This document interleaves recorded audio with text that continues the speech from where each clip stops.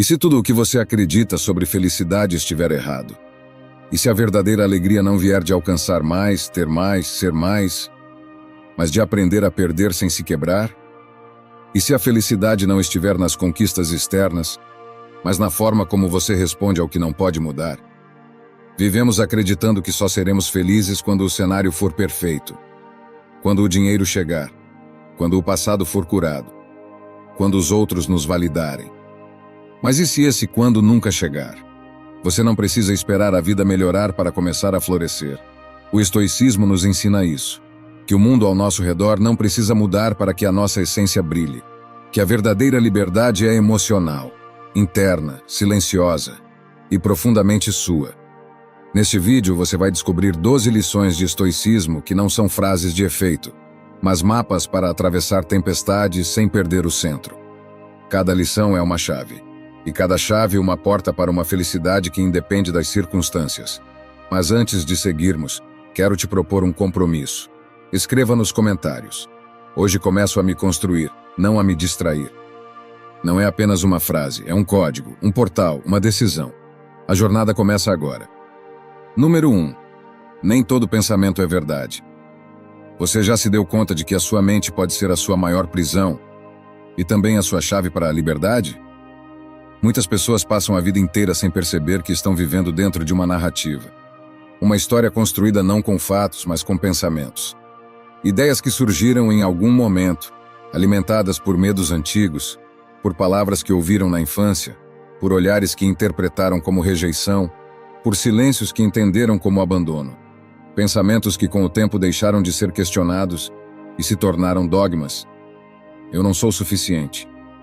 Isso nunca vai dar certo para mim. Ninguém se importa de verdade. Se eu falhar, tudo acaba. Não tenho força para sair disso. E o que mais machuca nessas frases não é ouvi-las de outra pessoa. É escutá-las repetidamente dentro da própria cabeça. A mente tem uma capacidade extraordinária de construir mundos e de aprisionar você dentro deles. Ela cria cenários, projeta catástrofes, repete diálogos que nunca aconteceram, revive erros como se fossem condenações eternas. E o mais perigoso, ela fala com a sua voz.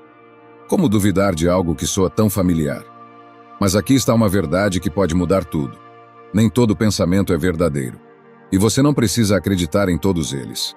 Isso pode soar simples demais. Mas pense bem. Quantas vezes você tomou decisões com base em uma suposição não verificada? Quantas oportunidades deixou passar porque acreditou que não era capaz? Quantas vezes se calou porque achou que seria rejeitado? Quantas vezes desistiu antes de tentar, porque a sua mente gritou mais alto do que a sua coragem? A mente desgovernada é como um cavalo selvagem. Ela corre para onde quiser, pisa onde não deve, arrasta você para lugares que você não escolheu. Mas a mente treinada, guiada pela razão e pela consciência, é como um cavalo que corre junto com você. Não te derruba, te leva. O estoicismo não nega os pensamentos. Ele os observa. Ele nos ensina a não reagir imediatamente a tudo o que passa pela mente, mas a criar um espaço entre o pensamento e a ação. Um intervalo precioso onde nasce a liberdade. Marco Aurélio, imperador e filósofo, escrevia todos os dias para si mesmo, não para registrar vitórias, mas para confrontar seus próprios pensamentos.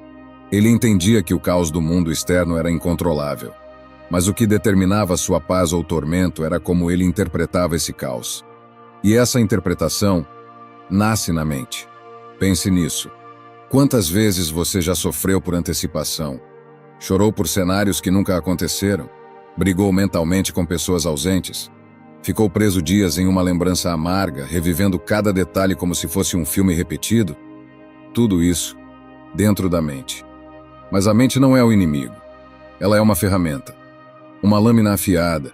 Pode cortar ou pode criar. Pode destruir ou pode esculpir algo novo.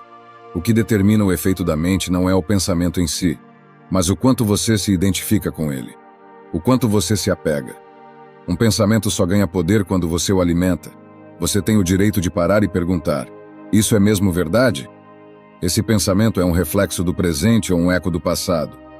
Essa voz que fala dentro de mim, ela me fortalece ou me diminui? Ela me liberta ou me acorrenta? A resposta a essas perguntas não precisa ser perfeita, mas só o ato de perguntar já é um sinal de despertar. A mente mente. E a primeira liberdade é aprender a distinguir entre o que a mente diz e o que a alma sabe. Porque a alma sabe. Ela sente o que é essencial. Ela reconhece a paz. Ela não precisa de certezas, mas de presença. E a mente barulhenta, confusa, acelerada, nos afasta dessa presença. A prática estoica nos convida ao silêncio interno, a não reagir imediatamente, a observar, a nomear, a respirar antes de responder. Porque entre o estímulo e a resposta existe um espaço, e esse espaço é onde habita a nossa força. Você não precisa lutar contra a mente, mas precisa aprender a não obedecê-la cegamente. Deixe o pensamento passar como se fosse um viajante numa estação. Observe, repare, mas não suba no trem. Nem todo trem leva a um destino que você quer. E quando a mente disser que você não vai conseguir, que vai ser sempre assim, que já tentou antes e falhou, você pode sorrir por dentro e dizer: esse pensamento já veio antes. E eu ainda estou aqui, mais consciente, mais forte, mais desperto. Você não precisa vencer a mente. Precisa apenas deixar de ser dominado por ela. E isso começa com um passo simples, mas revolucionário. Duvidar com carinho. Duvidar do pensamento que te diminui. Duvidar da narrativa que te sabota. Duvidar da voz que te paralisa. Porque o que você chama de realidade muitas vezes é só uma história mal contada. E você tem o poder de reescrever. Número 2. Menos coisas, mais propósito. Olhe ao seu redor. Quantos objetos, compromissos e desejos você carrega todos os dias que, se desaparecessem agora, não fariam a menor falta? Quantas vezes você disse sim quando queria dizer não? Apenas para manter uma aparência, uma conexão, uma ideia de sucesso? Vivemos cercados por ruído. E não estou falando apenas do barulho dos carros, das telas, das notificações constantes. Estou falando de um tipo de ruído mais perigoso: o excesso invisível. Aquilo que ocupa espaço na alma sem parecer invasivo. Objetos acumulados por nostalgia, vínculos mantidos por medo, tarefas repetidas por costume. Poucas coisas desgastam tanto quanto carregar o que não te pertence mais. A sociedade nos treinou para acreditar que a felicidade está na abundância. Mais coisas, mais seguidores, mais experiências, mais conquistas. Mas ninguém nos diz que o preço disso é a perda da clareza. Quanto mais acumulamos fora, mais nos distanciamos de dentro. A alma se torna um sótão desorganizado onde mal conseguimos respirar. O estoicismo ensina o oposto, que a verdadeira riqueza é saber o que deixar, que o essencial não se revela pelo que você possui, mas pelo que você pode abandonar sem perder a si mesmo. Isso exige coragem. Coragem para abrir gavetas físicas e emocionais e perguntar: por que isso ainda está aqui? Coragem para admitir que aquele curso que você começou não é mais para você. Que aquele relacionamento já cumpriu seu ciclo. Que aquela meta que tanto te impulsionou agora é só uma prisão dourada. Menos coisas, mais propósito.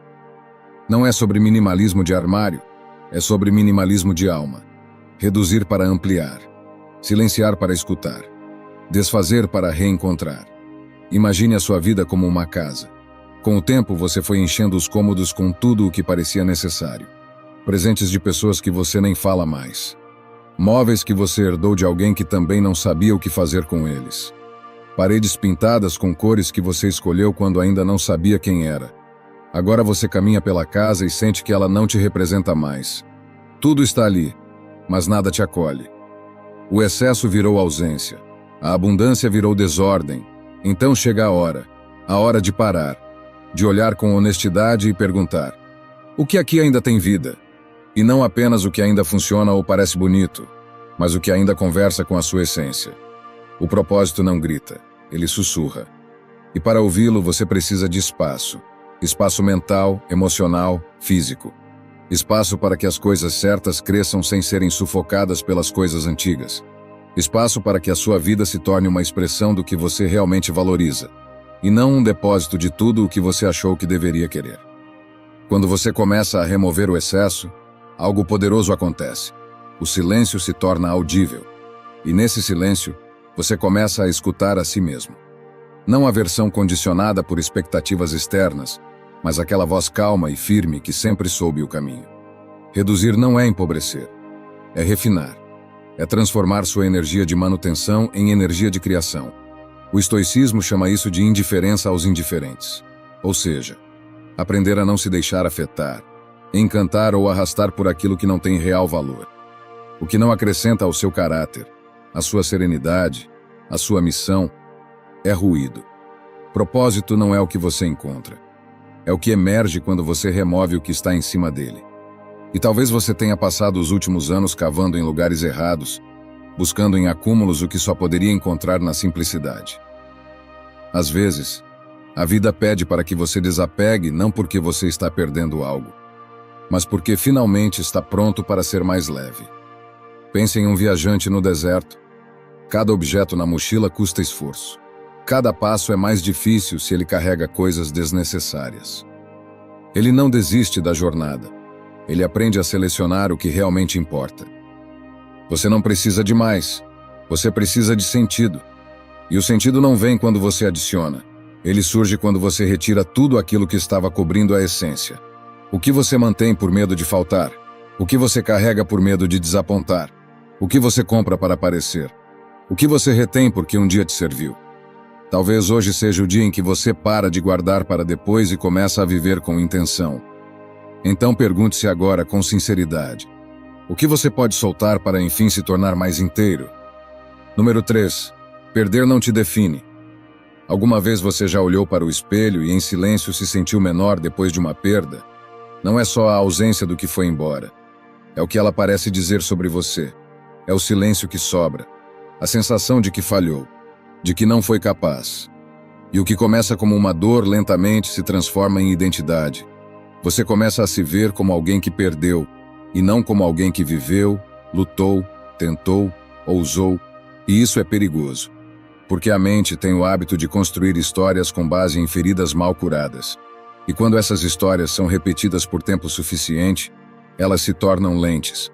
Tudo o que você olha passa a ser filtrado pela dor não digerida. Eu perdi aquele trabalho porque não sou bom o bastante. Ele foi embora porque eu nunca sou o suficiente. Se eu tivesse feito diferente, tudo estaria melhor. Eu sempre estrago tudo. A mente cria essas narrativas para tentar entender o que aconteceu. Mas no esforço de entender, ela muitas vezes transforma você na causa do próprio sofrimento. Como se tudo tivesse sido culpa sua. Como se a perda fosse uma prova de que você não vale o que achava. Mas aqui está a verdade que você precisa escutar. E talvez guardar para sempre. Perder é parte da vida, mas nunca será a medida do seu valor. O estoicismo nos lembra disso de forma direta. O que está fora do nosso controle nunca poderá ser critério para o nosso julgamento moral. Isso inclui perdas. Você pode perder algo precioso e ainda ser digno. Pode falhar em algo importante e ainda ser inteiro. Pode ter cometido erros e ainda assim merecer recomeçar. O problema é que confundimos resultado com identidade. Começamos a acreditar que somos o que conquistamos. E pior ainda, que somos o que não conseguimos manter. Mas se isso fosse verdade, todas as pessoas sábias da história seriam fracassadas. Porque todas elas perderam algo, muitas vezes tudo. Marco Aurélio perdeu filhos, amigos, batalhas. Epicteto perdeu a liberdade e viveu como escravo. Sêneca perdeu a confiança do imperador e foi forçado ao suicídio. Nenhum deles foi definido pelas perdas. Foram moldados por elas. E é aí que está a chave. A perda pode ser parte da sua formação, mas nunca pode ser a sua forma final. Você é maior que o que te deixou. Você é mais vasto do que o que não ficou. Você é mais complexo do que qualquer erro que tenha cometido. A dor da perda quer que você acredite que acabou, que não há mais o que fazer. Mas isso é mentira. Uma mentira com aparência de verdade. Porque no fundo a perda é só uma pausa. Um intervalo entre capítulos. Um espaço onde você pode e deve respirar, refletir, curar, aprender, mas jamais parar. Sim, você pode se permitir parar por um tempo. Colocar os joelhos no chão, chorar em silêncio. Sentir a ausência como quem sente a própria carne. Isso é humano. Isso é digno. O que não é digno é desistir de si mesmo por causa de algo que não está mais nas suas mãos. Você não foi rejeitado pela vida. Você foi redirecionado por ela. Há perdas que são como amputações. Dói tanto que você acha que não vai sobreviver. Mas com o tempo você percebe que o corpo aprende novos jeitos de se mover. E a alma, com sua delicadeza misteriosa, encontra novos jeitos de crescer. A vida não pede que você supere. Ela pede que você se transforme. Perder não é o contrário de vencer. Às vezes é o único caminho para vencer com verdade. Porque vencer sem perda não ensina nada. Mas perder com consciência transforma tudo. E aqui entra um ponto central da filosofia estoica. Você não controla os eventos, mas controla a si mesmo diante deles. Você não controla a partida de alguém, mas pode decidir o que fazer com o espaço que ficou. Você não controla o erro que cometeu, mas pode escolher aprender com ele de um modo que nunca mais permitirá que ele se repita. Você não controla o tempo que passou, mas pode honrar esse tempo dando um novo sentido ao que está por vir. Perder pode até te deixar no chão, mas só você decide quanto tempo permanece ali. E há beleza em cair, porque só cai quem se move, quem tenta, quem ousa sair do lugar. O estoico vê a perda como uma professora severa, mas justa. Ela retira o excesso, revela o essencial e nos pergunta: você ainda quer continuar? Se a resposta for sim, mesmo que sussurrada, isso é coragem. E a coragem é o início de uma nova identidade, não mais baseada no que se foi, mas no que se escolhe ser agora. Você pode continuar contando a história da sua perda, ou pode começar a contar a história da sua reconstrução.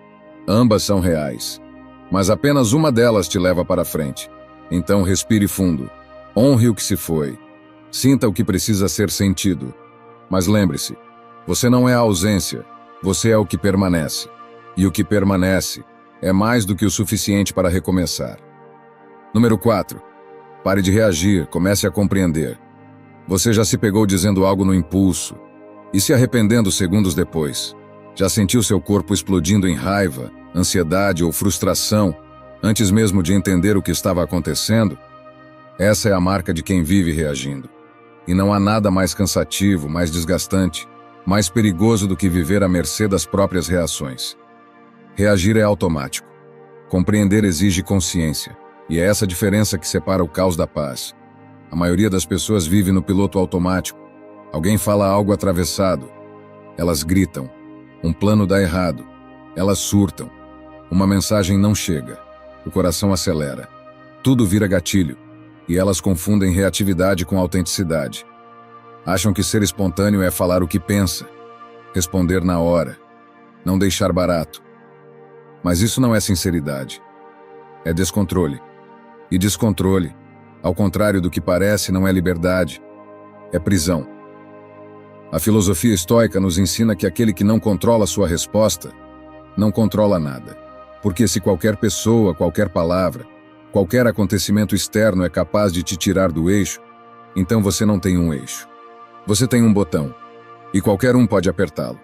Imagine viver assim, com botões espalhados pelo corpo. Um no orgulho, outro no ego, outro na vaidade, outro no medo da rejeição. E o mundo, sem saber ou às vezes sabendo, apertando todos eles ao mesmo tempo. Até quando você vai se deixar ser reativo? Reagir é agir sem digestão emocional. É responder antes de entender. É permitir que a emoção fale mais alto que a intenção. É agir sob o calor da raiva, o peso do medo, a urgência da ansiedade, como se você fosse uma extensão daquilo que sente, e não alguém capaz de navegar por dentro dessas emoções com lucidez. Mas compreender? Compreender é outra história. Compreender é pausar, observar, respirar antes de responder, é dizer: calma, o que realmente está acontecendo aqui? O estoico compreende antes de agir. Ele observa a si mesmo. Ele sabe que uma emoção não é uma ordem, que um pensamento não é uma verdade, que um impulso não precisa ser seguido. Ele não reprime o que sente, mas se recusa a ser escravo disso. E isso é poder. O verdadeiro poder. Porque o mundo, as pessoas, os acontecimentos, tudo vai continuar acontecendo. Mas a sua experiência depende da forma como você decide responder. E decidir é diferente de reagir. Reagir é rápido, é primitivo, é automático. Decidir é consciente, é lapidado, é livre. Quantas relações você já desgastou por não saber esperar um pouco antes de responder? Quantas conversas você estragou por não conseguir conter uma palavra? Quantas oportunidades foram perdidas porque você escolheu gritar em vez de escutar? Agora imagine outro cenário. Alguém te provoca e você sorri.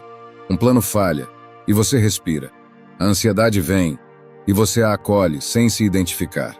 A raiva explode e você observa como um cientista observa uma reação química, com atenção, mas sem apego. Essa é a arte da compreensão, e ela começa com uma simples prática: pausar.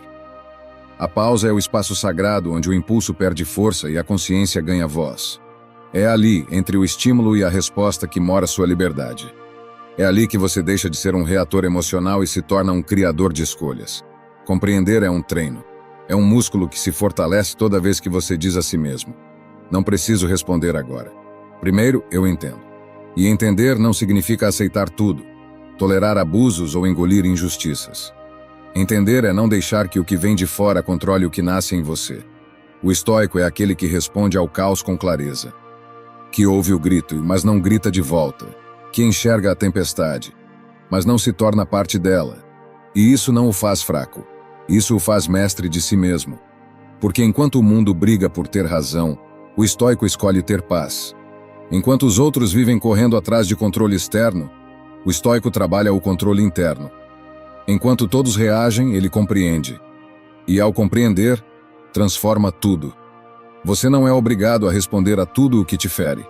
Não precisa aceitar a briga que te oferecem, nem devolver na mesma moeda. Você pode simplesmente escolher o silêncio, a pausa, o tempo, o olhar por dentro, a respiração que te devolve a presença. A compreensão nasce quando você percebe que não precisa mais provar nada, nem para os outros, nem para si. E principalmente não precisa mais deixar que o mundo decida como você vai se sentir. Comece hoje. Respire antes de responder. Pergunte antes de acusar. Observe antes de agir. E acima de tudo, escolha. Escolha com consciência. Porque no fim o que te define não é o que te acontece. É o que você faz com isso. Número 5. Calma antes de tudo. Vivemos numa era de aceleração. Não apenas de máquinas e rotinas, mas de respostas. Tudo é imediato. Tudo precisa ser resolvido agora, respondido agora, decidido agora. Há uma pressa instalada em tudo o que nos cerca. Uma urgência que parece nunca descansar. Mas essa urgência cobra um preço alto. Ela nos rouba o espaço entre o que sentimos e o que fazemos. E quando esse espaço desaparece, nos tornamos reféns do impulso. Reagimos em vez de responder. Agimos sem pensar. Dizemos o que não queríamos. E depois, muitas vezes tarde demais, percebemos que o que faltava ali não era conhecimento, nem estratégia. Era apenas um segundo de calma. A calma é frequentemente confundida com lentidão, passividade, fraqueza. Mas essa visão revela o quanto nos afastamos do que ela realmente representa. Calma não é ausência de movimento. É movimento com presença. É o contrário da apatia. É atenção total. Um estado em que a mente não está acelerada demais para perceber o que está acontecendo dentro e fora de si. A pessoa calma não é aquela que não sente. É aquela que sente profundamente, mas escolhe o momento certo de se mover. E ao fazer isso, move com direção. No estoicismo, a calma é uma virtude, uma espécie de sentinela que protege as demais. Porque sem ela, até a sabedoria mais nobre se perde. Não adianta saber o que é justo se você está agindo no calor da raiva. Não adianta querer ser generoso se está reagindo por orgulho. Não adianta desejar paz se você está alimentando o fogo da ansiedade com pressa e ruído. A calma vem antes. Ela antecede a decisão. Ela prepara o terreno para que qualquer ação seja sólida. Sem ela, tudo é impulso. Com ela, tudo é escolha. Mas como alcançar essa calma quando o mundo parece exigir velocidade o tempo todo? A primeira resposta é desconfortável, parando. Isso mesmo. Parando por um segundo. Antes de responder a mensagem, antes de subir o tom, antes de interromper, antes de se defender. Parar não como quem foge, mas como quem respira antes de mergulhar. Como quem se ancora para não ser levado pela correnteza. Essa pausa, esse pequeno espaço entre estímulo e resposta, é onde a calma começa a crescer. E é ali que a liberdade se manifesta. Você não precisa resolver tudo de imediato, nem precisa entender tudo na hora. A força em dizer, deixa eu pensar sobre isso. A maturidade em responder depois que o turbilhão passar. A sabedoria em silenciar o impulso e ouvir o que está por trás dele. O medo, a insegurança, o orgulho, o desejo de ter razão. Tudo isso se manifesta com muito barulho. Mas a verdade quase sempre sussurra. E só quem está calmo consegue escutá-la. A calma também não é um estado permanente. Ela é uma prática. Um retorno constante a si mesmo. Vai haver dias em que você vai falhar. Vai gritar, se apressar, se irritar. Mas até nessas falhas, a calma pode ser cultivada no modo como você se trata depois. Com compaixão, com responsabilidade, com disposição para tentar de novo. Não se trata de nunca se desregular, mas de aprender a voltar e de encurtar esse caminho de volta até que se torne natural. Quando você escolhe a calma como ponto de partida, tudo ao seu redor muda de cor. Os conflitos não desaparecem, mas se tornam mais claros. As conversas não ficam mais fáceis, mas ficam mais honestas. As decisões não se tornam óbvias, mas se revelam com mais nitidez. A vida não para de te provocar, mas você para de ser um reator automático e passa a ser um agente consciente. Pense nas situações que mais te desgastaram nos últimos tempos. Em quantas delas, se você tivesse respirado por alguns segundos a mais, tudo teria sido diferente? Às vezes, um minuto de espera salva um dia inteiro de arrependimento. Às vezes, uma palavra não dita preserva uma relação. Às vezes, o silêncio firme vale mais que o discurso impulsivo. A calma não é covardia. Ela é a estratégia da alma. É o modo como o sábio enfrenta o caos. De pé, mas sem pressa. E essa calma não se constrói do nada. Ela vem de hábitos pequenos, mas profundos. Dormir o suficiente. Comer com atenção. Ter momentos sem tela. Estar em contato com o corpo. Respirar fundo antes de agir. Ter rituais que te ancoram. Tudo isso, aos poucos, te prepara para responder à vida com mais inteireza. A calma não surge na hora do conflito. Ela é cultivada antes, no invisível da rotina. No invisível de você consigo mesmo. No fim, a calma é uma escolha. E toda escolha exige prática. Mas, entre todas as que você pode fazer, talvez essa seja a mais poderosa. Porque quando a calma vem antes, tudo que vem depois tem mais chance de dar certo.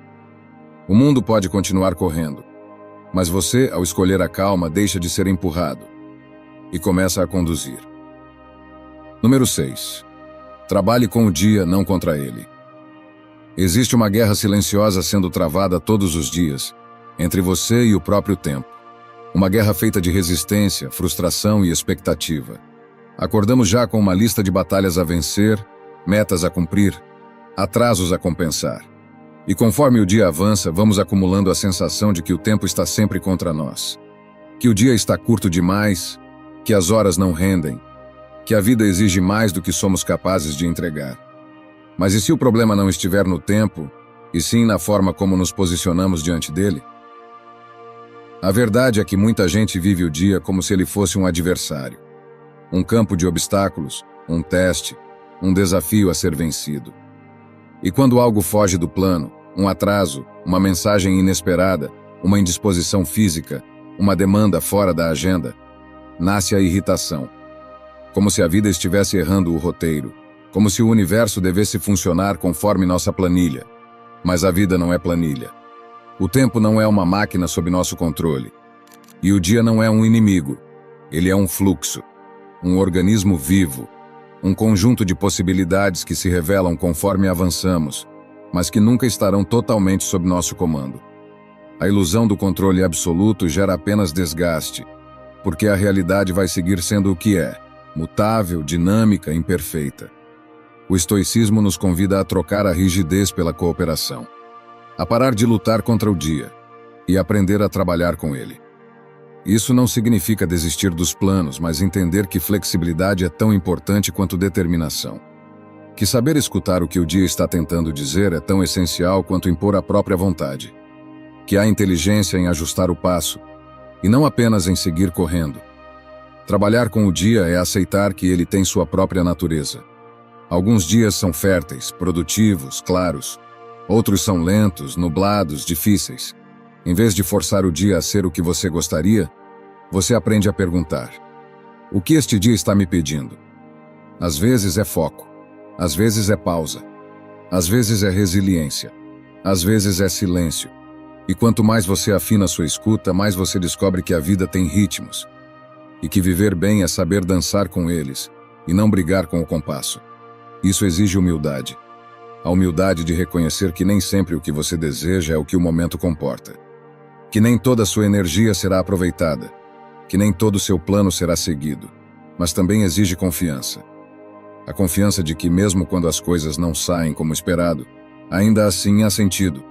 Ainda assim há espaço para a presença. Ainda assim há valor. Quando você trabalha com o dia, percebe que mesmo os imprevistos têm algo a oferecer. Que a reunião cancelada vira tempo de respiro. Que a falha na internet vira convite para uma pausa. Que o atraso do outro vira oportunidade de rever prioridades.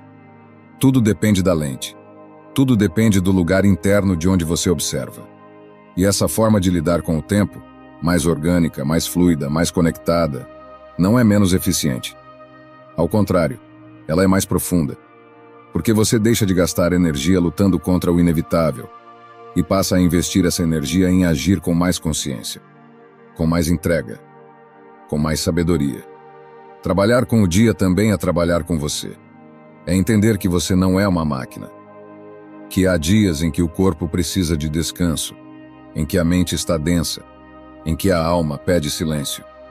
E que respeitar esses sinais não é fraqueza, é maturidade, é inteligência emocional, é autogestão verdadeira. O estoico é aquele que age, mas age de forma alinhada com a realidade. Ele não se ilude com perfeições. Ele não se frustra com o incontrolável. Ele observa, sente, escuta e responde com precisão. Porque sabe que viver bem não é dominar o tempo, é colaborar com ele. E isso começa agora, no próximo momento do seu dia. Antes de forçar algo, pare e perceba o que esse momento está te oferecendo, o que ele te convida a fazer ou a não fazer.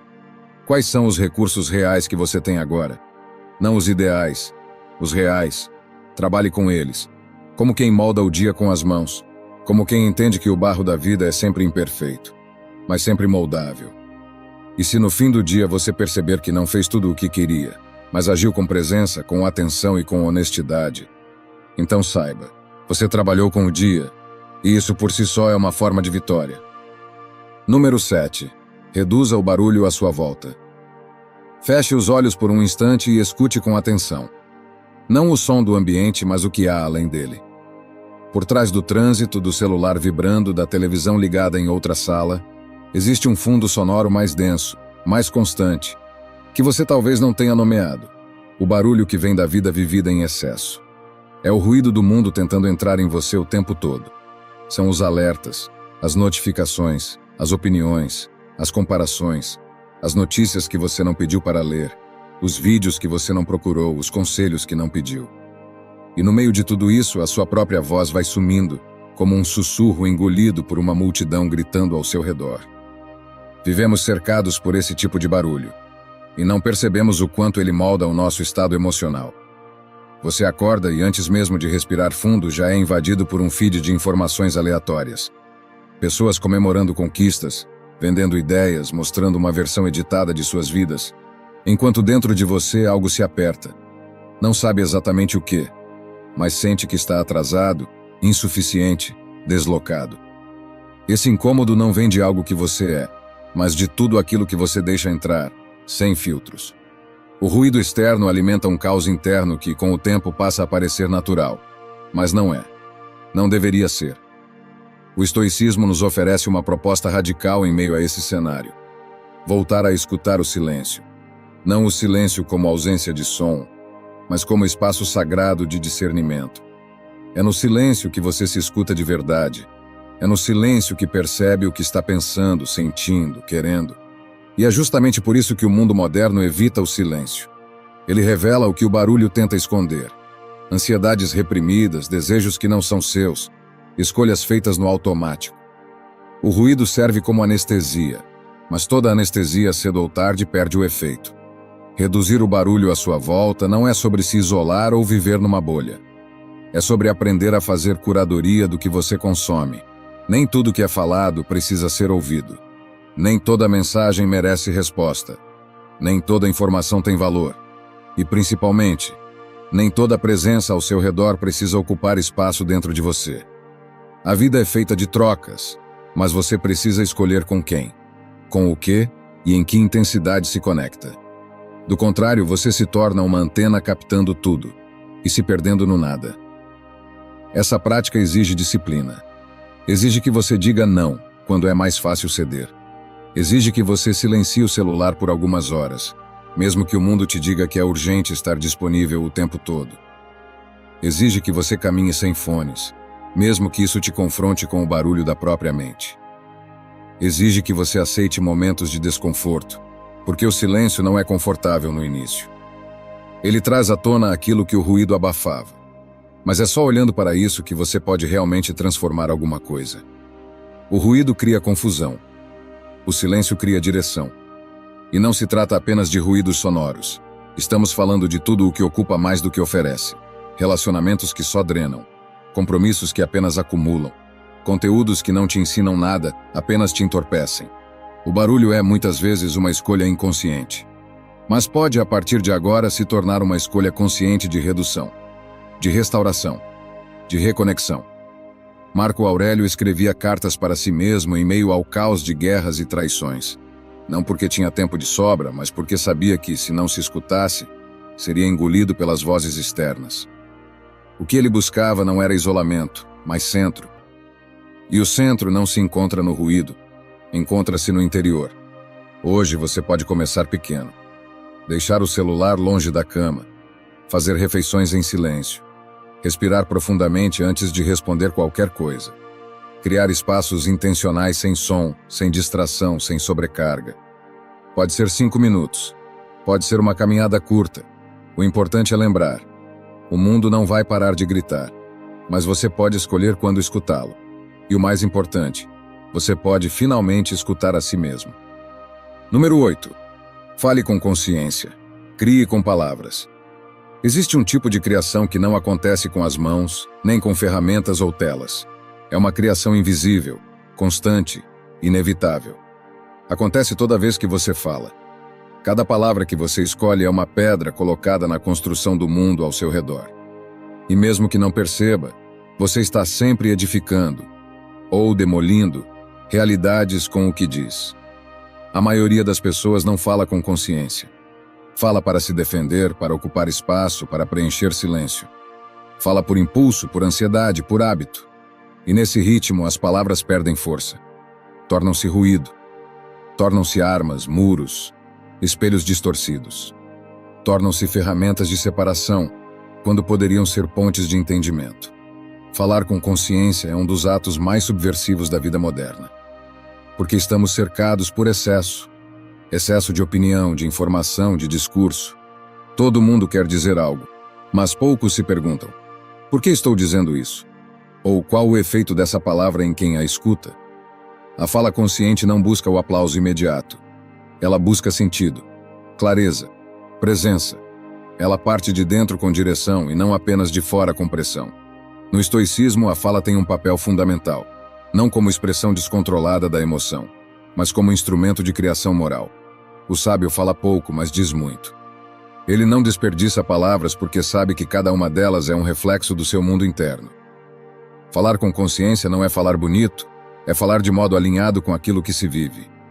É dizer o que sustenta, é nomear o que edifica, é silenciar quando a fala seria vaidade. Isso não significa reprimir, significa escolher, significa observar a si mesmo antes de emitir som. Perguntar: essa fala nasce da raiva ou da lucidez? Ela vai trazer clareza ou mais confusão? Estou usando essa palavra para me proteger ou para revelar algo verdadeiro? Falar com consciência é reconhecer que o outro é um campo fértil e que cada palavra que você planta ali floresce ou apodrece. Pode levantar ou destruir, pode libertar ou aprisionar.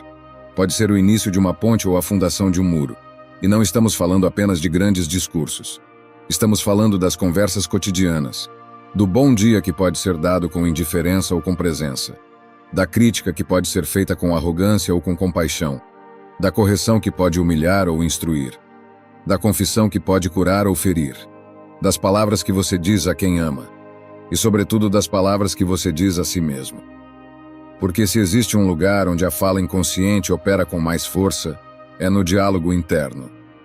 Quantas vezes por dia você diz a si mesmo coisas que nunca diria a outra pessoa? Você é inútil. Você nunca acerta. Você é um fracasso. Palavras ditas em silêncio, mas que moldam sua autoestima, sua coragem, sua visão de mundo. Esse discurso interno, repetido dia após dia, vira crença. E crenças viram destino. Por isso, falar com consciência também é reaprender a se escutar, a substituir a crítica automática por curiosidade, o ataque por acolhimento, a humilhação por direção. E isso não é autoajuda ingênua, é responsabilidade. É filosofia aplicada ao mais íntimo do ser. Cada palavra que você escolhe carrega um poder criativo. E se você tem esse poder, tem também a responsabilidade de usá-lo com cuidado, com intenção, com amor. Amor não no sentido romântico, mas no sentido estoico. Amor como presença ativa, como atenção ao outro, como clareza no impacto. Amor como escolha de falar para curar, e não para dominar, para revelar e não para manipular. Palavras constroem realidades, e no silêncio que precede a fala mora a possibilidade de criar algo melhor, uma relação mais saudável, um ambiente mais leve, uma mente mais lúcida. Então, da próxima vez que estiver prestes a falar, pare por um segundo, respire, pergunte-se: isso precisa ser dito? Precisa ser dito agora? Precisa ser dito por mim? E se a resposta for sim, fale. Mas fale com a firmeza de quem sabe que palavras criam mundos, com a delicadeza de quem reconhece que há alguém ali do outro lado sendo tocado por cada sílaba. Com a clareza de quem não usa a fala como escudo, mas como ponte. Porque no fim é isso que somos, construtores invisíveis de sentidos. E nossa principal ferramenta é o que dizemos. Número 9. Pequenos atos constroem força. Existe uma ideia perigosa escondida nas entrelinhas da nossa cultura. A de que a verdadeira força se manifesta nos grandes momentos, nos discursos memoráveis, nas decisões ousadas, nos feitos extraordinários que arrancam aplausos. É como se a coragem só valesse se for épica, como se a superação só tivesse sentido se for dramática, como se a virtude só existisse se for grandiosa. E é por isso que tanta gente se sente fraca. Não porque não tenha força, mas porque aprendeu a desvalorizar as formas discretas com que ela se manifesta. A verdade é simples e profunda. A força que transforma uma vida raramente é explosiva. Ela é silenciosa. Ela é cotidiana. Ela acontece quando ninguém está vendo. Nas escolhas que não brilham. Nas ações que não recebem curtidas. Nos momentos em que você poderia escolher o caminho fácil, mas decide por 1 milímetro manter a integridade. Pequenos atos, repetidos com consciência. Esse é o material invisível da verdadeira força. O estoicismo entende isso com uma clareza radical. Para um estoico, a força não se mede por demonstrações públicas, mas pela coerência entre ação e intenção, pela capacidade de agir com virtude mesmo nos detalhes, mesmo quando o mundo está distraído. Porque, no fundo, o caráter é aquilo que você faz quando ninguém está olhando. E cultivar isso é como esculpir pedra. Não é um gesto que define a forma, mas a repetição de pequenos toques, feitos com precisão e paciência. Quantas vezes você se obrigou a levantar da cama, mesmo com a alma pesada? Quantas vezes se calou para não machucar, mesmo com raiva? Quantas vezes resistiu ao impulso de desistir, mesmo sem garantias de que daria certo? Nenhum desses gestos será lembrado em discursos, mas todos eles moldaram quem você é. E isso vale mais do que qualquer reconhecimento externo. É comum subestimar os pequenos atos porque vivemos rodeados por narrativas de grandeza. Os filmes, os livros, as redes sociais, tudo parece girar em torno do extraordinário. Mas o que ninguém mostra é que por trás de cada grande realização, existe uma coleção de pequenas escolhas consistentes. Uma sequência de dias comuns, onde alguém decidiu agir com firmeza mesmo sem motivação. Onde alguém continuou aparecendo para a própria vida, mesmo sem garantias.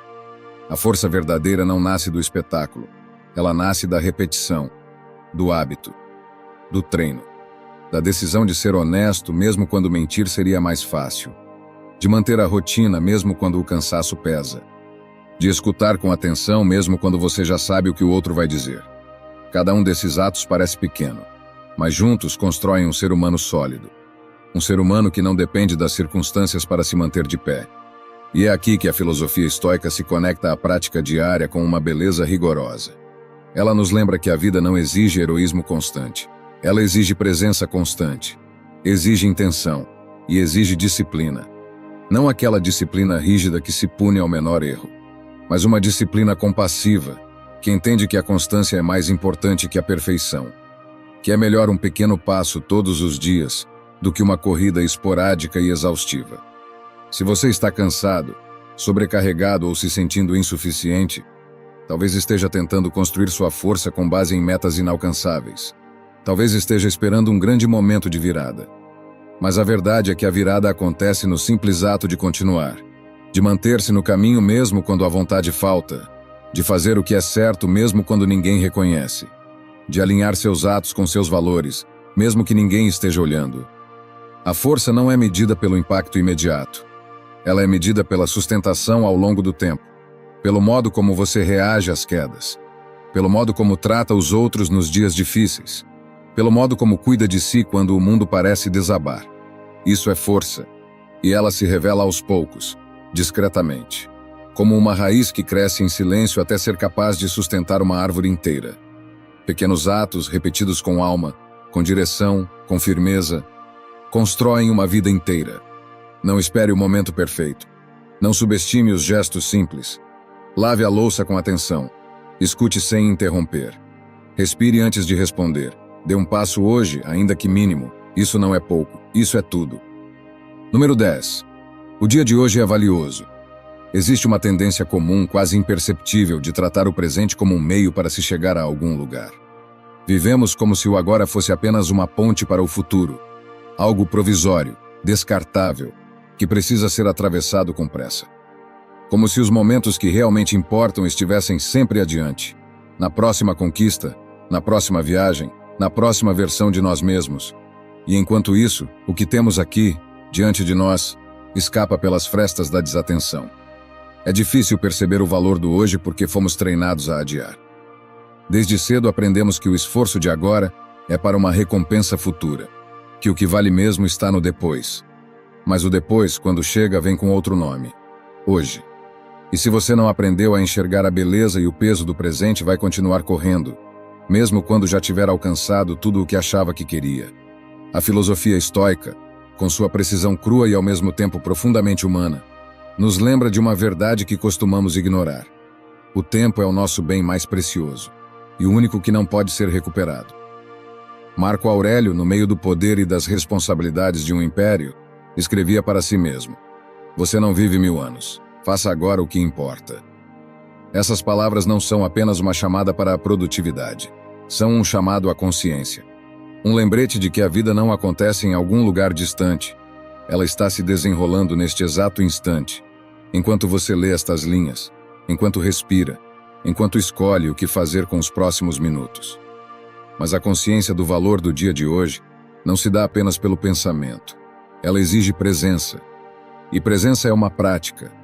Não algo que se alcança uma vez e se mantém para sempre, mas um exercício constante de voltar. Voltar para si. Voltar para o corpo. Voltar para o agora, mesmo quando tudo convida a se perder no depois. E a verdade é que o mundo moderno é um mestre em nos distrair. Há sempre algo a mais para fazer, uma nova mensagem para responder. Uma tarefa que parece mais urgente do que simplesmente estar onde se está. A prática estoica de honrar o tempo passa antes de tudo por desacelerar. Por questionar: estou realmente aqui? Não em corpo, mas em intenção. Quantas vezes você viveu dias inteiros sem de fato vivê-los?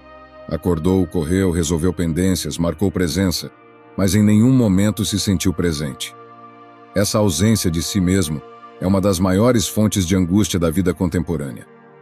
Não porque faltem coisas, mas porque falta a experiência real do que já está aqui.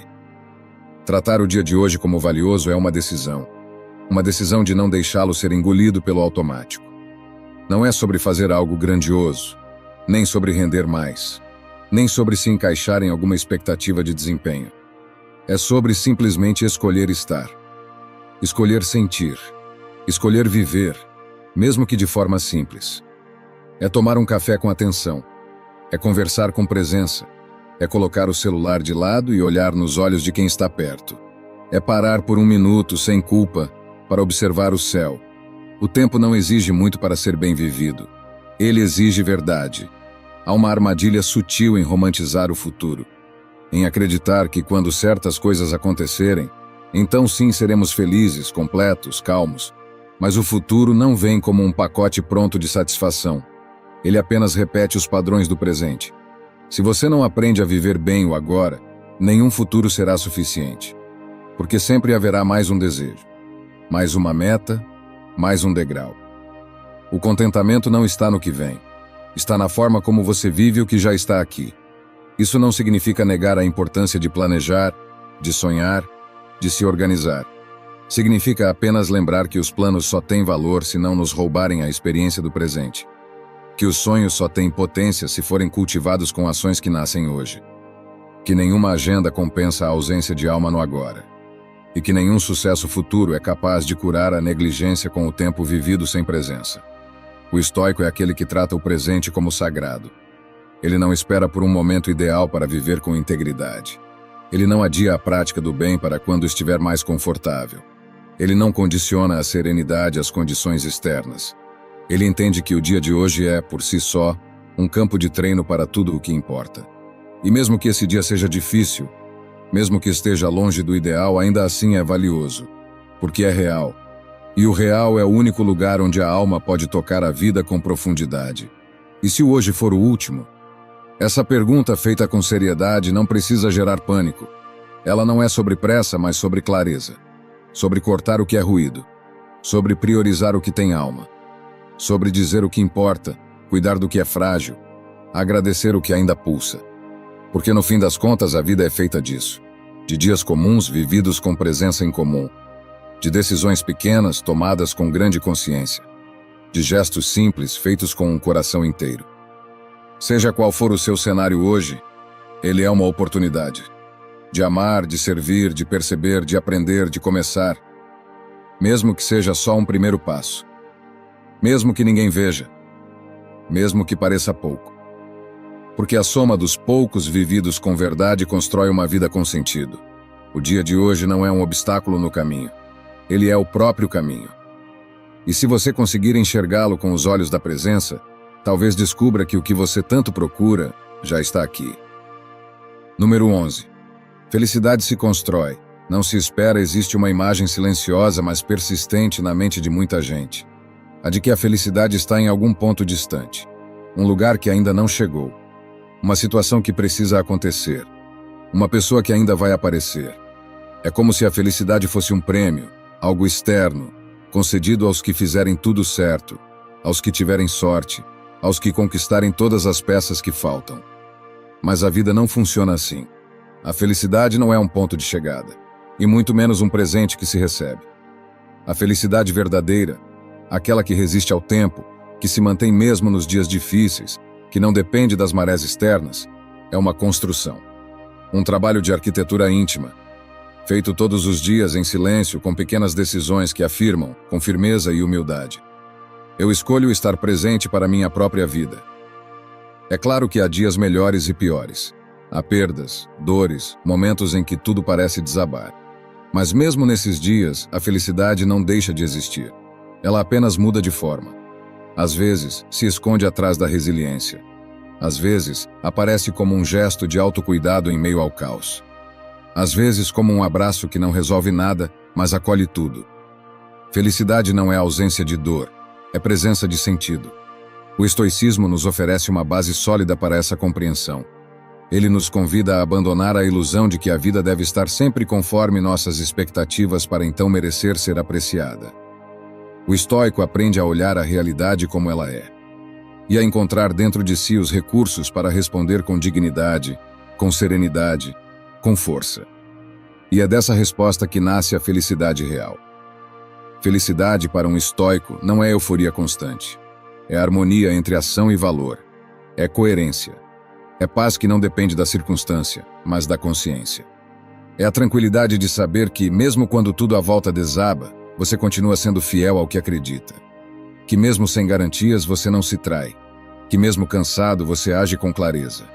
Isso não tem glamour, mas tem profundidade. E é disso que se constrói uma vida plena. Muitos esperam a felicidade como quem espera o verão, como se ela dependesse de clima, de contexto, de sorte. Mas o que poucos percebem é que, enquanto esperam, estão deixando de construir, de cultivar, de se tornar eles mesmos o terreno fértil para que a alegria simples possa florescer. Porque felicidade, no fim, não é algo que se encontra. É algo que se permite, que se sustenta, que se pratica. E como se pratica? Com escolhas. Escolher não alimentar pensamentos que te diminuem. Escolher se afastar de relações que te corroem. Escolher manter a palavra. Escolher olhar nos olhos. Escolher o silêncio quando a raiva pede grito. Escolher cuidar do corpo, do sono, da alma. Escolher parar de adiar o que faz sentido, mesmo que seja simples. Escolher não esperar que tudo esteja certo para então viver com presença. Você pode estar numa situação difícil e ainda assim construir felicidade com gestos pequenos, preparando sua própria comida com atenção, organizando seu espaço, dizendo algo bonito a alguém, respirando fundo antes de se perder na pressa. Tudo isso são tijolos, pequenos mas fundamentais. A felicidade não precisa ser imediata, mas ela precisa ser construída, pouco a pouco, com o material que você já tem em mãos. Esperar que ela venha pronta é como esperar que um jardim floresça sem plantar nada. Você pode culpar o tempo, o solo, os vizinhos. Mas no fim, a pergunta volta. O que você está regando todos os dias? Se você rega a ansiedade, ela cresce. Se rega o ressentimento, ele floresce. Mas se você começa com consciência a regar a gratidão, a escuta, a presença, então algo muda. E não muda tudo de uma vez. Muda devagar, mas muda de um jeito que permanece. A felicidade que se constrói tem raízes. E por isso, ela resiste. Ela não desmorona com a primeira notícia ruim. Ela não some quando alguém te desaponta. Ela não depende do que vem de fora, porque ela nasce dentro, do compromisso silencioso que você faz com a própria vida. Não espere por uma data especial, nem por um cenário perfeito, nem por um sinal claro de que agora sim é hora. Toda hora é hora. Todo dia é um terreno possível. Toda situação, mesmo a mais difícil, contém em si o convite à construção. A felicidade não é um dom, é um trabalho. Mas é talvez o trabalho mais sagrado que se pode realizar. Número 12. Liberdade é escolher a própria resposta. Há um equívoco persistente na ideia que fazemos de liberdade. Muitos a associam a fazer o que quiser, quando quiser, com quem quiser. É a imagem de um campo aberto, sem restrições, onde toda vontade pode se realizar de imediato. Mas essa versão da liberdade é frágil, porque depende demais das circunstâncias. E tudo o que depende do que está fora está sempre ameaçado. A verdadeira liberdade, aquela que os estoicos veneravam, é silenciosa, interna e profundamente ativa. Ela não está no que acontece com você, mas no modo como você responde ao que acontece. Está em perceber que, entre o estímulo e a reação, existe um intervalo. E nesse intervalo mora o seu poder, a sua dignidade, a sua soberania sobre si mesmo. Você não escolhe tudo o que te acontece, mas pode escolher o que vai fazer com isso. Pode escolher não revidar um ataque. Pode escolher respirar em vez de gritar. Pode escolher ouvir antes de julgar. Pode escolher não alimentar a ofensa, não perpetuar a raiva, não se contaminar pela energia de quem ainda não sabe lidar consigo mesmo. Essa escolha parece simples, mas é revolucionária. Porque enquanto o mundo repete padrões automáticos de reação, o estoico pratica a pausa. Enquanto os outros devolvem dor com dor, ele se pergunta: qual é a resposta mais alinhada com quem eu quero ser? Essa pergunta não o torna passivo. Ao contrário, o torna profundamente ativo. Porque ele não age no impulso. Ele age com consciência. Ele não se arrasta pela maré do momento. Ele ancora sua ação na clareza. Imagine o poder de viver assim. De saber que ninguém pode tirar de você a capacidade de responder com integridade. Que mesmo nos piores cenários você ainda carrega dentro de si uma liberdade inviolável. Essa liberdade não é apenas um conforto. Ela é uma responsabilidade. Porque escolher a própria resposta significa abandonar a vitimização. Significa não terceirizar sua paz. Não esperar que o outro mude para então você se sentir bem. Significa parar de dizer, foi ele que me tirou do sério. E começar a perceber que foi você quem permitiu que tirassem. Isso não é culpa. E isso é poder, o poder de voltar ao centro. Viktor Frankl, prisioneiro em campos de concentração nazistas e também influenciado pela filosofia estoica, dizia: tudo pode ser tirado de um homem, exceto uma coisa, a última das liberdades humanas: escolher a própria atitude diante de qualquer circunstância. Se ele pôde encontrar liberdade em meio ao inferno, o que nos impede de encontrá-la em nossas pequenas tormentas diárias? A verdade é que a liberdade interna assusta, porque ela exige autorresponsabilidade. E muitos preferem o conforto da reação automática à exigência de escolher com lucidez.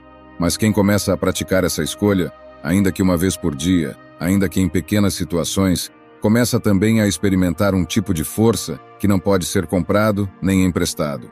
Uma força que vem de dentro, que se constrói no silêncio das decisões não vistas, que transforma o mundo sem precisar mudá-lo.